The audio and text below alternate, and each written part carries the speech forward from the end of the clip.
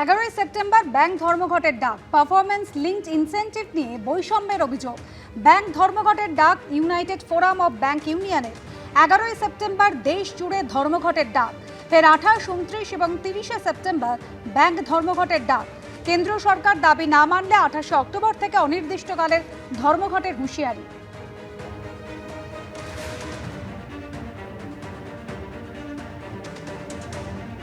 রাজ্যের সরকারি সাহায্যপ্রাপ্ত 247টি কলেজের অধিকাংশতেই পরিচালন সমিতির সভাপতি করা হয়েছে বিজেপির মন্ত্রী, সাংসদ এবং বিধায়কদের।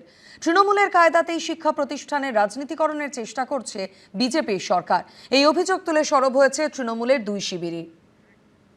ওদের পার্টির মধ্যে নিশ্চয়ই চাপ ছিল। শিক্ষার উন্নতি ওদের লক্ষ্য নয়, দলীয় কর্তৃত্ব প্রতিষ্ঠাই ওদের লক্ষ্য। সেই একই কায়দা, যে কায়দায় আগের সরকার চলেছে সেই কায়দায় এরাও চলছে, তাহলে পার্থক্য কোথায় হলো? নতুন মোড়ক, কিন্তু নীতি সেই পুরনোই। রাজ্যের 247টি সরকারি সাহায্যপ্রাপ্ত কলেজের পরিচালন সমিতির মাথায় কারা থাকবেন তার তালিকা প্রকাশ করা হয়েছে উচ্চশিক্ষা দপ্তরের তরফে, যেখানে তৃণমূল সরকারের ধাঁচেই অধিকাংশ কলেজে জিবি সভাপতি করা হয়েছে বিজেপির সাংসদ, মন্ত্রী, বিধায়কদের। জানিয়ে কালীঘাট তৃণমূল থেকে ঋতব্রত তৃণমূল দুই শিবিরেই সমালোচনার সুর। কলেজের গভর্নিং বডিতে যদি রাজনৈতিক ব্যক্তিত্বরা ঢুকে যায় তাহলে কোথাও গভর্নিং বডির গভর্নিংয়ে একটু প্রভাবিত হয়ে যায়। আর যদি একান্তই রাজনৈতিক ব্যক্তিত্বদের আনতে হতো সাংসদ বা বিধায়ক, তাহলে তো সব দলেরই সাংসদ বিধায়কদেরকে আনা যেতে পারতো। তাহলে ব্যতিক্রমটা হলো কোথায়? প্রত্যেকটা কলেজে যারা পড়াশুনো করে এরাই হচ্ছে ঠিক দ্যাট জেনজি যারা সারা দেশে বিজেপির বিরুদ্ধে একটা আন্দোলনকে সংগঠিত করার চেষ্টা করছে। কলেজগুলোতে একদম পলিটিসাইজ করে প্রত্যেকটা জায়গাতে নিজেদের লোককে বসিয়ে বিজেপি চেষ্টা করছে পলিটিক্যালি এটাকে কন্ট্রোল করার, এই জেনারেশনটাকে। তৃণমূলের আমলেও বেশিরভাগ কলেজের গভর্নিং বডির মাথায় ছিলেন শাসক দলের নেতা মন্ত্রীরা। জানিয়ে তৎকালীন তৃণমূল সরকারকে লাগাতার নিশানা করেছে বিজেপি। কিন্তু শুভেন্দু অধিকারীর সরকারের আমলে উচ্চশিক্ষা দপ্তরের বিজ্ঞপ্তি অনুযায়ী দেখা গেল রাজ্যের অর্থমন্ত্রী স্বপন দাশগুপ্তকে 3টি কলেজের পরিচালন সমিতির সভাপতি করা হয়েছে।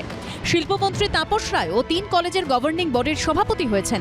স্বাস্থ্যমন্ত্রী শারদত্ত মুখোপাধ্যায় 2টি, উচ্চশিক্ষামন্ত্রী জগন্নাথ চট্টোপাধ্যায় 3টি, পুর ও নগরোন্নয়ন মন্ত্রী অগ্নিমিত্রা পালকে 1টি কলেজের পরিচালন সমিতির সভাপতি করা হয়েছে। তাহলে কি শাসকের চেয়ারে বসে তৃণমূলের ফেলে যাওয়া জুতোতেই পা গলাচ্ছে বিজেপি? বিজেপি যেটা বলেছিল ভোটের আগে, সেইখানে তারা সেই জায়গায় যাচ্ছে। আমরা যেখানে জুতো খুলে এসেছিলাম, চটি খুলে এসেছিলাম, সেই চটি দিয়ে তারা পা গলিয়েছে। মুখে তারা যতই বলুক, কাজে কিন্তু সে আমরা যে তৃণমূলরা যেভাবে চালিয়েছিল সেইভাবেই তারা চালাচ্ছে। রাজ্য সরকার পরিবর্তন হলেও কলেজ প্রশাসনে আদপে কোনো পরিবর্তন এলো না। কার্যত তৃণমূল আমলের জিবি মডেলই বহাল রইল বিজেপির জামানাতেও। একাধিক কলেজ স্কুলের আমি ম্যানেজিং কমিটি দিয়েছিলাম, যেখানে কোনো এমপি এমএলএ থাকবে না, বিশিষ্ট কেউ থাকবেন। আর এখানেই দেখলাম পুরো গাদা গাদা শুধু বিধায়ক ঢুকিয়েছে, নিজেদের জনপ্রতিনিধি ঢুকিয়েছে। এটা শুরুর দিকে আমাদেরকে কিছু মেজার্স নিতে হচ্ছে, কারণ কলেজেই অনেকে আছে যারা much more political than the political leaders. তো শুরুর দিকে ঠিকঠাক করে দেবো আমরা, তারপরে অপেক্ষা করুন না। বিজেপিকে চেনা বোঝা অত সহজ না। বিজেপি পলিটিক্যাল কন্ট্রোল রাখতে চায় না। তৃণমূল বিজেপি দুই দলকে এক সারিতে রেখে নিশানা করেছে কংগ্রেস। যা ছিল তৃণমূলে তাই আছে বিজেপিতে, কিছু করার নাই। রং পাল্টেছে, চেহারা পাল্টেছে, কিন্তু পরিকাঠামো পাল্টায়নি। যেমন কাজ তেমন থেকে গেছে। এটা কি পরিবর্তন, না এটা আবার প্রত্যাবর্তন? সব মিলিয়ে রাজ্যে পালা বদলের পরও শিক্ষাক্ষেত্রে রাজনীতিকরণের অভিযোগ ঘিরে তুঙ্গে বিতর্ক। ভাস্কর মুখোপাধ্যায়, অনির্বাণ বিশ্বাস ও সত্যজিৎ বৈদ্যর রিপোর্ট, এবিপি আনন্দ। এবিপি আনন্দ, এগিয়ে থাকে, এগিয়ে রাখে।